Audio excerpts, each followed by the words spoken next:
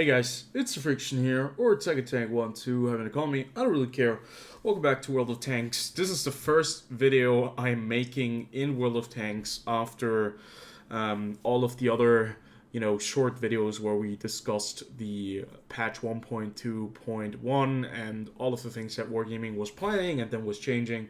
So I want to table that entire discussion and I want to focus on, going back and playing the things that I like to play, enjoying the time in the vehicles that I do enjoy playing, and I think that's going to be the best way forward. So today we are going to be taking a look at the T-34-2. This is a tank that I did make a review on when Wargaming actually did buff it. That's, I think, 2 or 3 years ago now, and somebody in the comment section did tell me I should really try out the 122mm 371 122 JTX gun. That is quite a mouthful to say right there.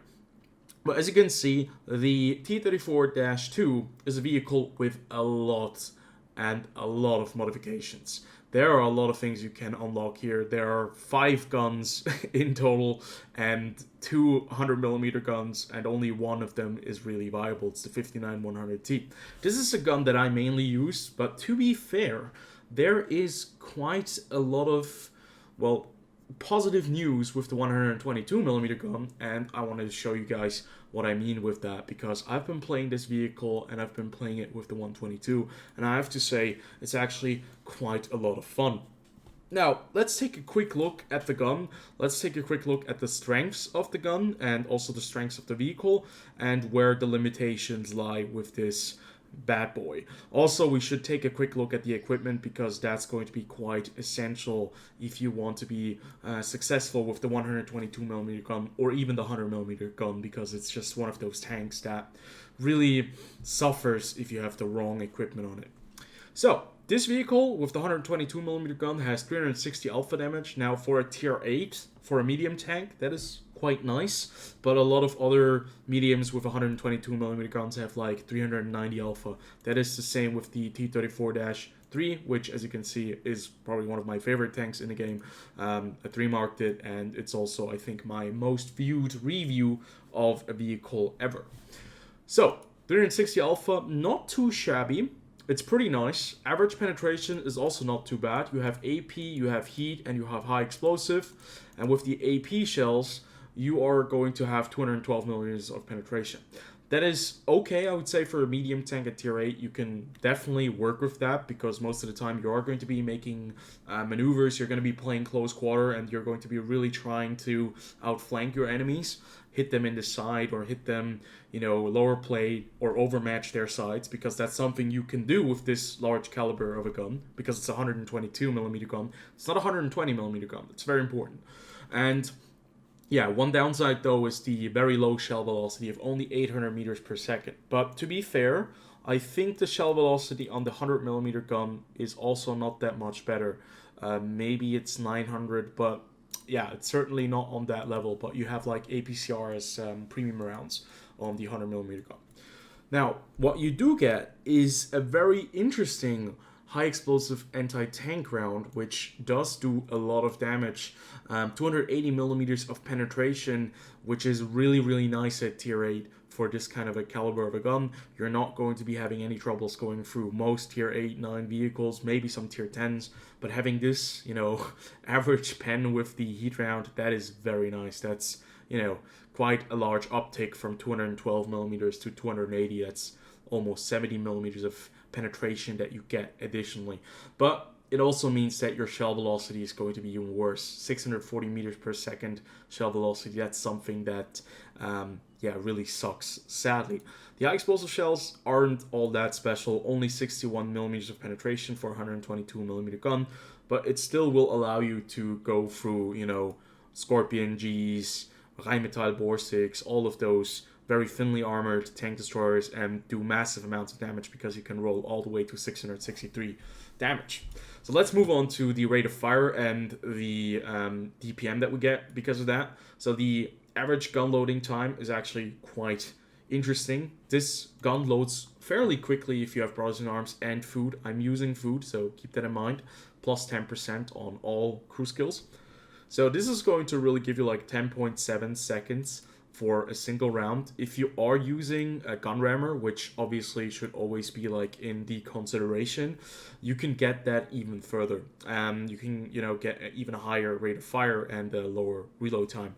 Gun traverse speed is fairly decent, as you can see, but I am using improved rotation mechanism. I'm going to explain to you guys what my thought process behind that is in just a second. You have 5 degrees of gun depression, so that's not very nice, especially considering the T-34-3 has 6.5 degrees of gun depression. That's something you have to get used to, but it's just the way of the Chinese tanks. No gun depression to speak of. Yeah, aim time, not that great either, 2.6 seconds. Without food, it would be even worse. But generally speaking, the aim time on this thing is not great.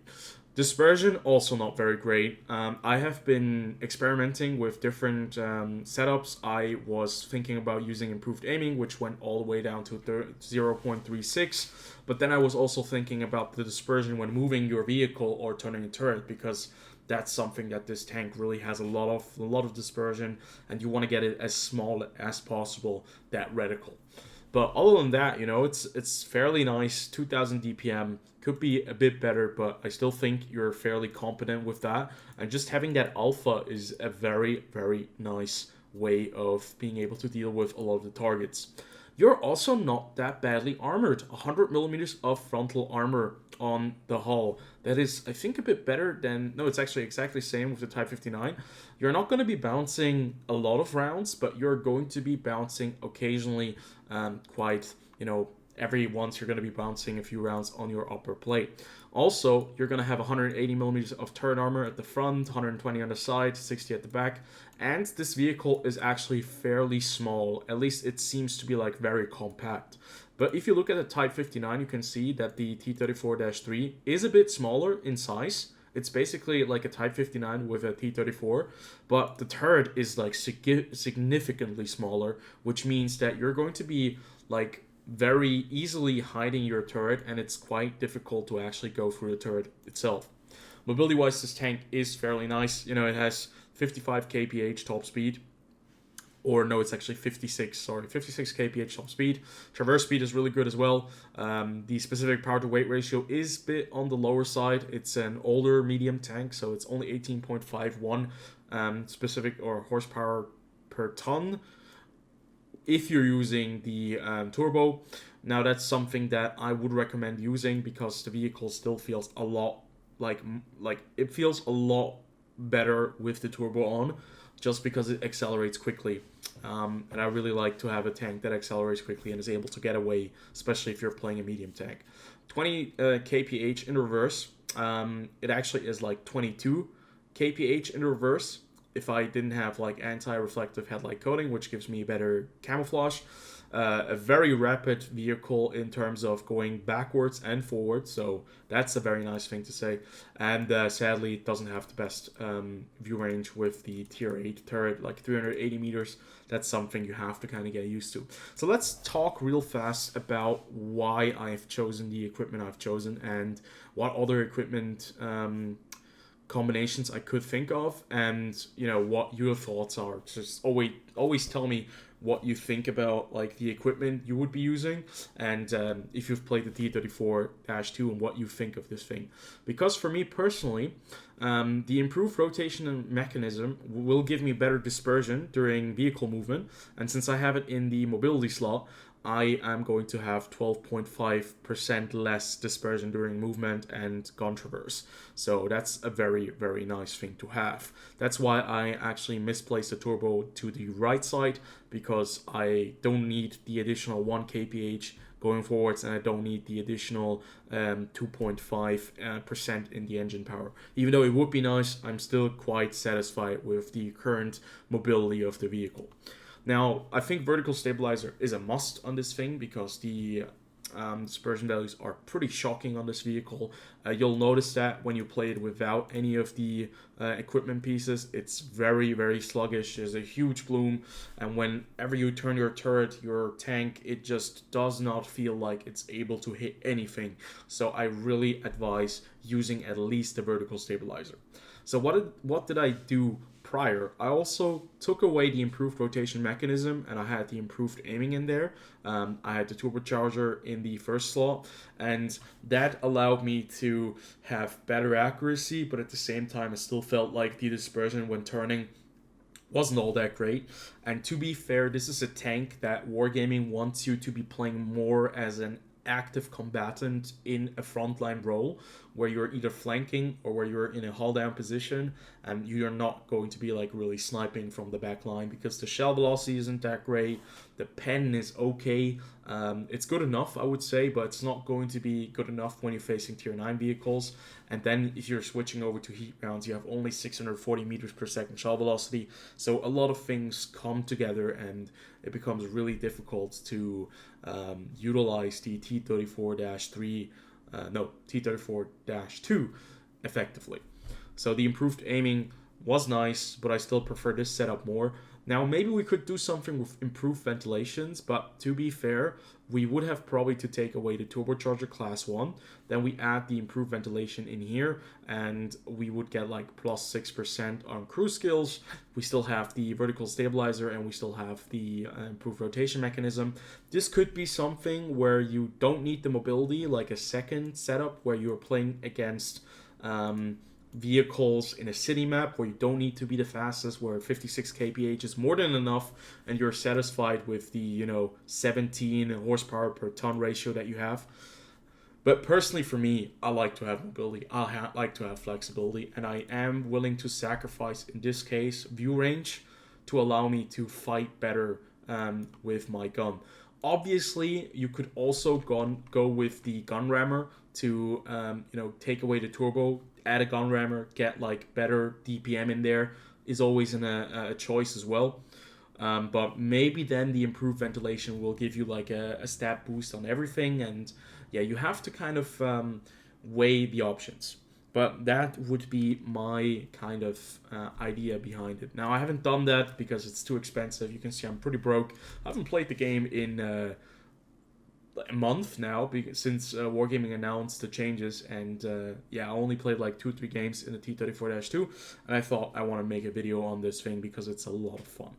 Hey guys, I have 2 gameplays ready for you. First one, we are playing on Cliff, where we are top tier, going up against some tier 7 opponents. And in the second game, we are going up against tier 9 opponents, where we are bottom tier.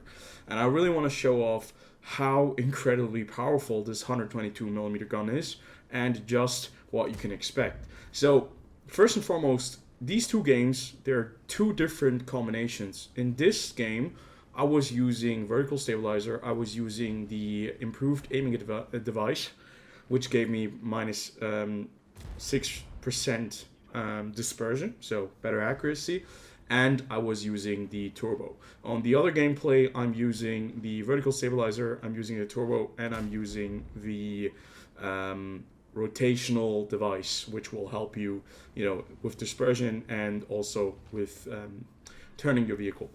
Right here you can see we're playing around this little hill here at E3 and combating a Skoda and a CS44, and what I really want to show you is just how brutal this gun is against weakly armored opponents that do not push you, that just kind of try to move into a position where they might have a shot at you, but as long as you are able to kind of constantly fall back, you kind of have the upper hand.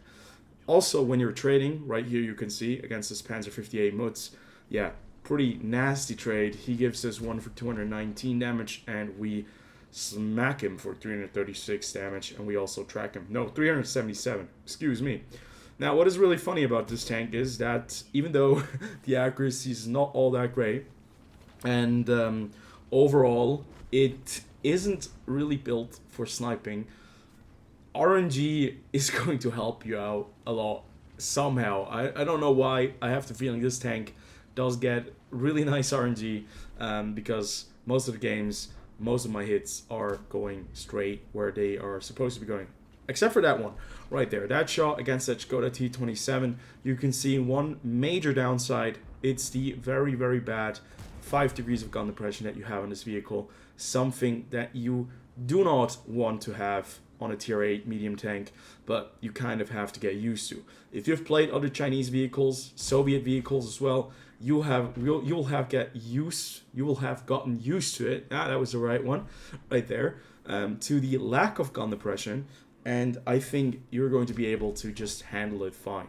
Now, where this tank really comes in as a extreme brutal killing machine is against tier 7 opponents. You can see we hit that IS-7 once, we hit him again for 352. That is what the IS-7 does with a single shot, and he has a longer reload time, worse accuracy, worse pen, and basically worse premium rounds. Obviously it's a tier 7, it's a heavy tank, and we're rolling around with a tier 8 medium.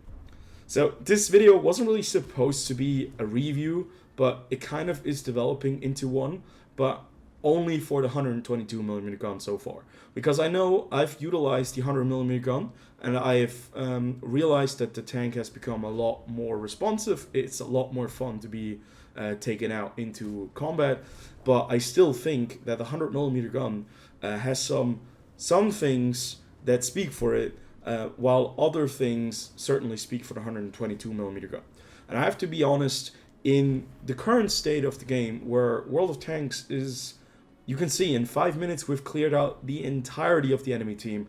We wouldn't have really gotten a lot of chances to deal more damage with a higher rate of fire but less alpha, so I much rather have the higher alpha damage because games are shorter, the amount of action, the amount of time you'll be able to spend fighting is going to be shorter as well, so you want to have every single hit count. You can also see that the shell velocity of only 860 meters, 800 meters, sorry, added an additional 60 meters, is not going to really help you out against these targets that are far away. We weren't able to hit the artillery. It took us a bit too long. With a different vehicle, with faster AP shells, would have definitely gotten that shot in and gotten that kill. But we're going to move on to the other game, because that's where you can really see the potential of this vehicle and like also its limitations in certain aspects. So for the second gameplay, we are playing on highway, matchup against tier 8 vehicles and tier 9s, and you can see we're playing the field. We're going towards A1. That is in the corner of the map, a place where you can sit very nicely with a medium tank if you have some gun depression and turret armor, and you can, fight for that position against anyone coming in from the A line on the enemy team. We have a Leopard prototype A with us, and an STRV-81 right behind us, and there's a Skoda T-50 as well, providing some sniper support. And the very first shot that we fire at this P-44 Pantera right there is, I have to say, a pretty big piece of work, because this Pantera just got whacked for 400 HP with the first round that we fired at him, and that was a pretty high roll, 40 damage more than with your standard roll. He also got whacked by something else, probably the Leopard prototype A, so he's not feeling all that well with only 54% HP remaining. But I just want to show off what this vehicle is capable of in the right position, and even though it has some severe limitations with only having 5 degrees of gun depression, the tank can still hold its own. Right here, we are fighting against a pretty crazy E50, and I just want to take the moment to recommend or point out that the armor on this vehicle is indeed very strong for a medium tank. We managed to bounce the Pantera with the first round he fired at us. We managed to bounce the E50 when he was, pushing us and we were hiding behind this wall. And to be fair, this vehicle is pretty compact, it's pretty small, it's a small target, and it has some serious armor to back it up. At least in my personal opinion, I think the armor does provide some additional survivability in this case, where you're going to be surviving much more than in other tanks. And I think the form factor will also help. The only downside is probably that it doesn't weigh a lot, so whenever somebody's going to be ramming you, you're just going to be like a pancake. But other than that, I think this vehicle and its size and the armor it has makes it a very nice choice at tier 8. It's pretty much a viable vehicle now that you can play and can have a lot of fun in. Doesn't really matter which gun you choose, the 122 or the 100mm. You're going to have two options that are quite decent. But to be fair, I think I prefer the 122mm gun more, at least in World of Tanks meta in 2023, because it allows you to do more damage and you don't have to rely on the high rate of fire, which is actually still fairly good. Your rate of fire is still in a pretty decent state on this vehicle, and you also have like access to some really great heat rounds that just do not have the shell velocity. That's the only downside to the heat rounds. But right here you can see we're at 2,000 damage by this point. Our team is slowly but surely cleaning up the city, while we are now in this very awkward scenario where we have to fight against this E50, and at the same time we're thinking about maybe pushing the A-line. We've lost quite a substantial amount of HP to artillery fire, one E50 pushing us and doing 450 damage with a single AP round, and also a Lancency hitting us for 337 damage from all the way back in the base. This vehicle still has 1,400 HP, which is about the same as the T-34. I think the T-44 has 1,400 or maybe 1,300. Not entirely sure anymore what it was exactly, but it's been a very long time since I played that vehicle. But 1,400 HP I think you can work with fairly easily. You're going to be able to still, be an aggressive medium tank without having to worry all that much about getting absolutely annihilated. The Stitzwagen 81 here has only 50 HP more, and that's a much bigger target, and it is also less, I would say it's slower, and it's just overall not performing as well as the T-34-2 in terms of raw damage potential with its gun. Does have the DPM though. It also has very good penetration, but it just doesn't have that raw power that you have with a 122mm gun. So basically right now our plan is to spot this E50, get the Leopard Prototype A or the TS5 to knock him out so that we can maybe make a push on the A-line. You can see right here we spot the E50. It was actually a proxy spot, so we are falling back immediately because we know the enemy artillery is focusing us or targeting this area, this sector, because this E50 desperately needs some help.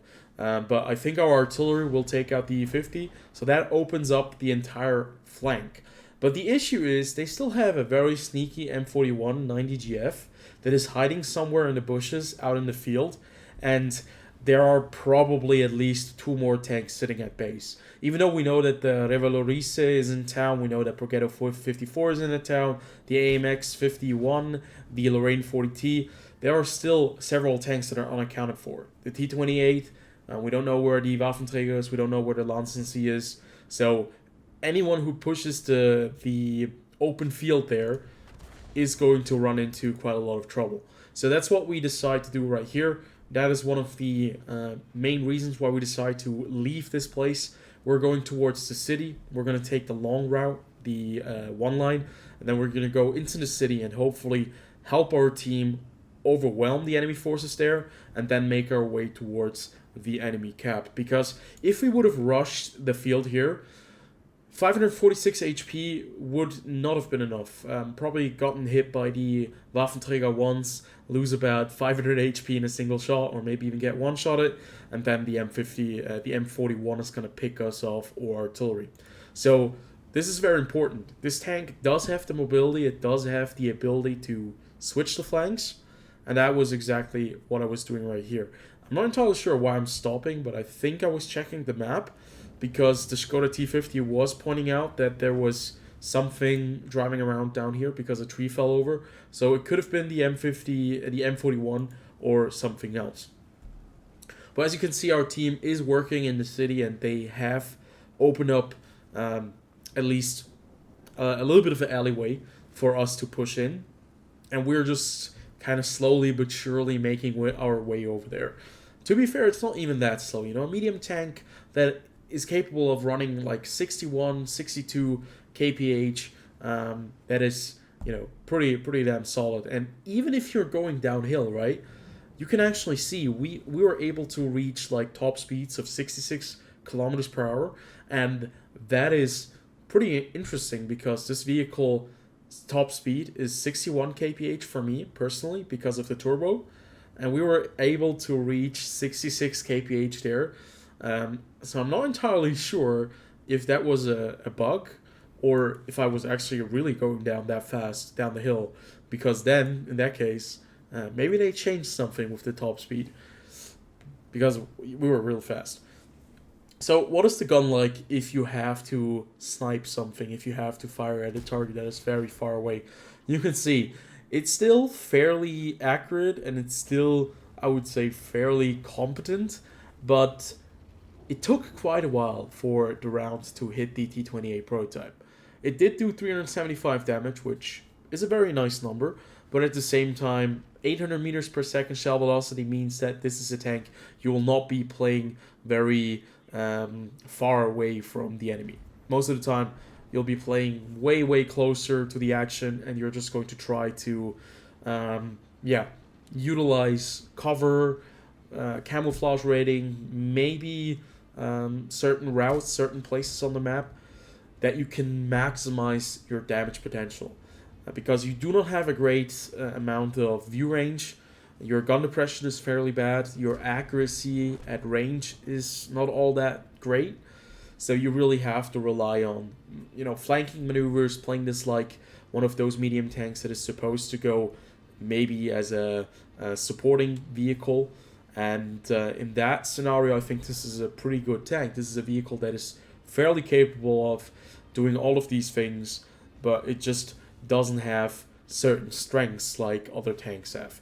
One of the main weaknesses of this vehicle is the lack of gun depression, and certainly that the shell velocity on all of the shell types you have is not that great, and that you lack the view range for light tank plays, or when you have to be a little bit of a hybrid, where you have to actually spot for your team, where you have to be a bit more active out in the field. Because with 411 meters view range right now, with like premium consumables and my crew trained to the max, it's not all that great, to be fair. 411 meters, that is nothing in comparison what other players will be having when they're running around on the map. But right there, we're able to knock out the M4 Revelorice. We got the Ravioli tank, and now we're just cleaning up. Sadly for us, though, the WZ kills the GW Tiger, when we still managed to do at least 3,103 damage, and now we're all looking for the M41 90GF, and he's sitting out somewhere in the field, and one of the issues is we're a one-shot for him. So if he does decide to shoot one of us, either the DS5 or me, and he does manage to spot, either one of us, it's probably going to be the case that he's going to be able to spot either one of us before we spot him. And he's going to have the ability to, knock out one of the tanks before we are actually even able to see him. If he is in a really good spot, he's going to be able to kill us without us even being able to spot him. But the TS5 did say that he was spotted out in the field. Now we are spotted as well. So that means that this guy must be somewhere in one of those bushes in here. So he has to be somewhere in here. And now the guessing game has started. We have 20 seconds remaining to kill this M41 90GF before the round finishes. And I still want to get some more damage because, it's probably a full HP M41 90GF because nobody has seen him. Or only one person has seen him. So chances are pretty high that there's still more damage to be had. So where is this little bugger? Well, turns out he's going to get his kill. He's almost half HP there. We still managed to hit him once, 331 HP dealt to the M41 Walker Bulldog. And yeah, in the end, it's almost 3,500. Combined, it's almost 4,000 damage with the assistance that we get right there. So yeah, this is a pretty interesting and fun tank with this 122mm gun. And I have to be honest, I think this is a pretty good option out there for all of the players that want to play a tier 8 medium tank that is similar to the T-34-2, which is the premium variant, which is better in almost all of the ways because it also has preferential matchmaking, so it's never going to be seeing tier 10 vehicles. This is a pretty solid version for a tier 8, considering how bad this vehicle was years ago when it was like horrible with the dispersion. It was terrible with the 122mm gun, it was terrible with the 100mm gun, and it was just, generally speaking, not a nice tank. But now I think, even though it still lacks certain features like gun depression and shell velocity, it is a nice tank that you can enjoy when you play it to its strengths. That means you have to go somewhere where you do not have to utilize too much gun depression, where you probably need some support because you don't have really the best view range, and where you can actually hit tanks with your AP rounds that have 212mm of penetration, which is not that bad, or with 280mm of penetration with your heat rounds when you have to face targets with a lot of armor. But generally speaking, this is a pretty fun tank now, and I think a vehicle that medium tank players who like to do a bit of damage can probably, well, try out and consider. So thanks for watching. I'll see you guys on the next video. Until then, have a good one, and I'll see you guys soon.